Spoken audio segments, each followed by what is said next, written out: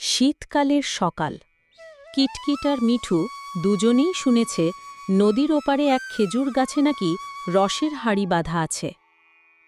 কিটকিট বলল, চলো আমরা একসাথে যাই, রস খাবো, মজা করব। মিঠু রাজি হল, কিন্তু নদী পার হতে হবে এই ভেবে তারা একটা বড় কাঠ ভাসিয়ে নদী পার হওয়ার পরিকল্পনা করল।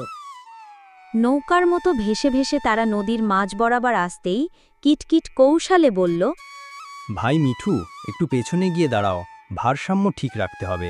মিঠু সরতেই কিটকিট সজোরে তাকে ঠেলে দিল নদীতে। মিঠু জলে পড়ে গেল, আর কিটকিট চারিদিকে দেখতে দেখতে চলে গেল নদীর পাড়ে। কিন্তু কপাল মন্দ, কিটকিট যতই খোঁজ করে, খেজুর গাছ তো আছে, কিন্তু রস নেই কিছুই, সব মাটিতে পড়ে গেছে। এদিকে মিঠু সাঁতরে তীরে উঠে এলো, ভিজে গায়ে ঠান্ডা লাগলেও সে কিছু বলল না। শুধু বলল, জেনে রেখো কিটকিট, যে অন্যকে ফাঁকি দেয় একদিন সে নিজেই সবচেয়ে বড় ধোকায় পড়ে। একদিন বনে হঠাৎ হইচই শুরু হলো।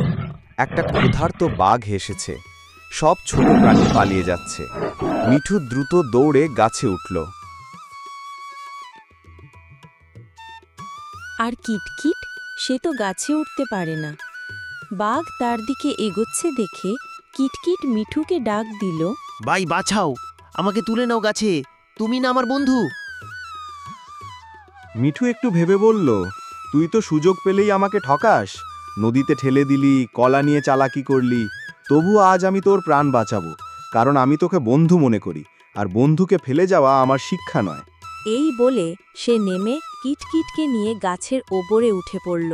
বাঘ নিচে দাঁড়িয়ে রইল কিছুক্ষণ, তারপর হতাশ হয়ে চলে গেল। সেদিনের পর কিটকিট অনেক ভেবে বুঝল, চালাকি দিয়ে হয়তো কিছু সময়ের জন্য লাভ হয়, কিন্তু তা দীর্ঘস্থায়ী নয়।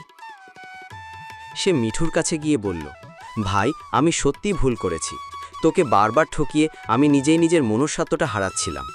তুই আমাকে সত্যিকারের বন্ধু হিসেবে দেখেছিস, আমি শুধু ফায়দা তুলেছি। আজ থেকে আমি বদলাবো। মিঠু হেসে বলল, বুঝতে পারাই বড় কথা, বন্ধুত্বে বিশ্বাস আর সততা থাকলে তবেই সম্পর্ক টেকে।